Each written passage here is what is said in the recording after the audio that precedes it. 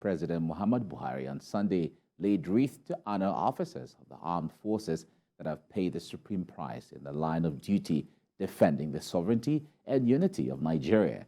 The event, celebrated on January 15 each year, also honors veterans of World War I and II, as well as the Nigerian Civil War. Femi Akonde has details here.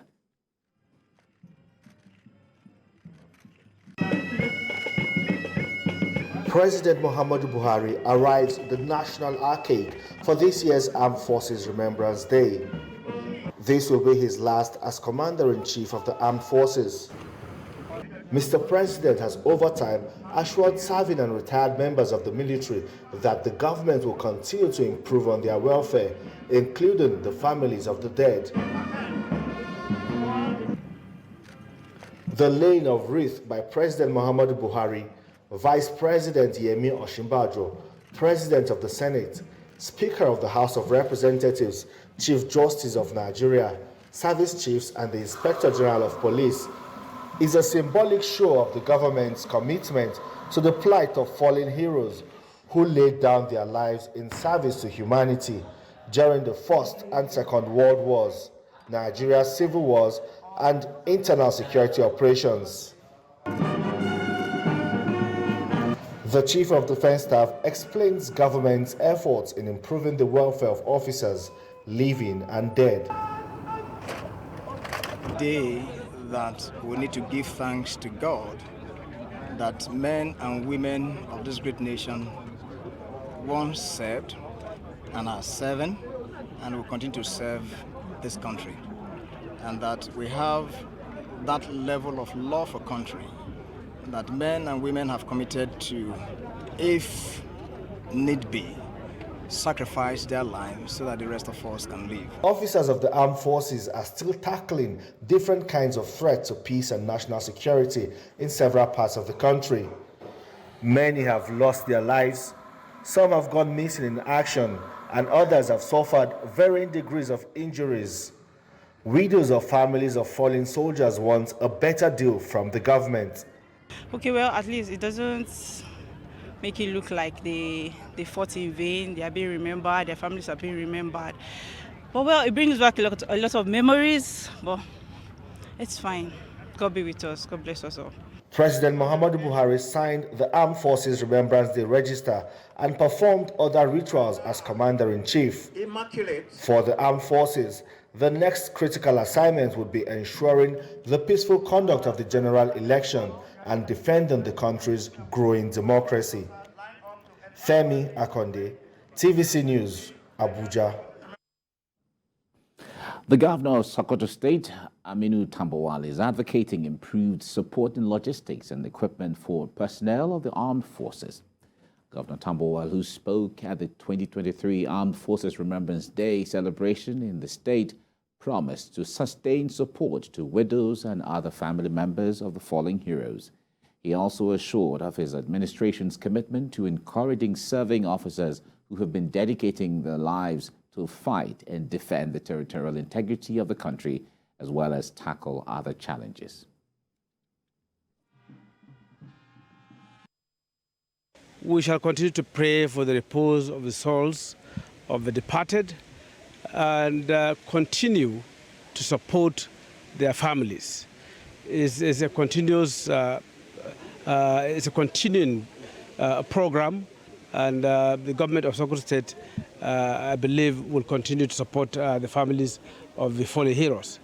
I encourage those in the service to remain steadfast at the service of our fatherland.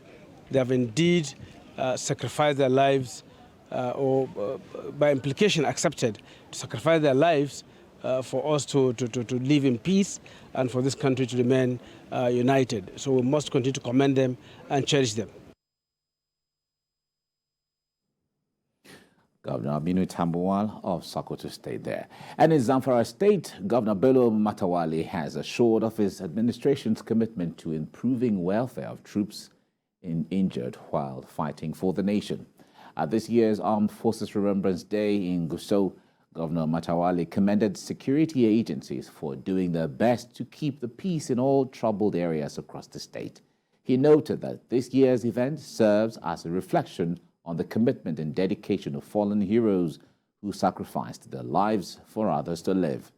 The governor further appealed to corporate organizations and wealthy Nigerians to assist retired military personnel as a way to encourage their years of service.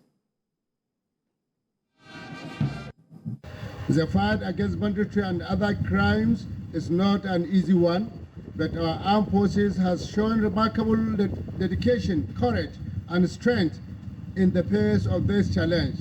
They have worked tirelessly to keep our community safe and to bring relative stability to our dear state. As we reflect on the sacrifice of our armed forces, let us also renew our commitment to peace and security in Zamfara state. Let us work together to support our brave men and women in the armed forces and build a better and safer future for all. To the men and women of armed forces, we say thank you. Your sacrifices will never be forgotten. May God bless and protect you, and may He continue to bless our great nation, Nigeria. 70 officers from the Nigerian Army, Air Force, Navy, and those from Cameroon and Benin Republic have been inaugurated to undergo the Nigerian Air Force War College Course 9 2023 training in Makurdi. The Commandant, Air Force War College, Vice Marshal Abraham Adole, disclosed this during the inauguration in Makurdi.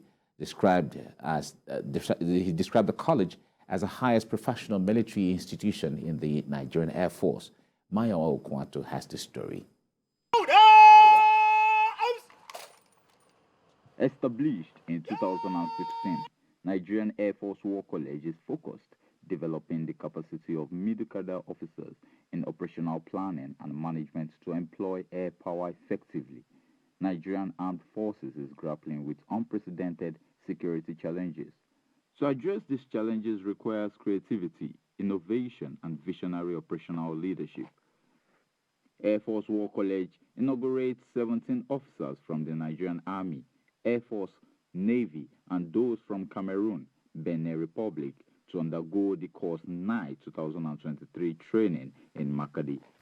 The course will sharpen your understanding of air power and its employment in independent, joint and combined operations, emphasizing its utility in addressing these complex problems. The guest of honor discloses that the Nigerian Air Force has been evolving to adapt to the country's myriad of threats through actualization of the mission of the college, which is to develop qualitative manpower in the field of air power.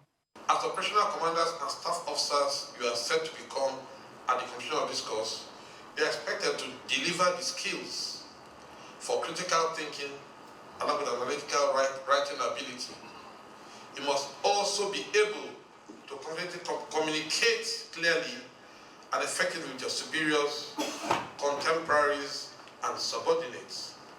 Your knowledge of air power operations and campaign planning must above all be top-notch. Air Vice Marshal Amadi urges participants to be fully committed to benefit from objectives of the program, adding that the knowledge and skills acquired are critical in achieving the vision of the Chief of Air Staff in repositioning the Nigerian Air Force for effectiveness and efficiency.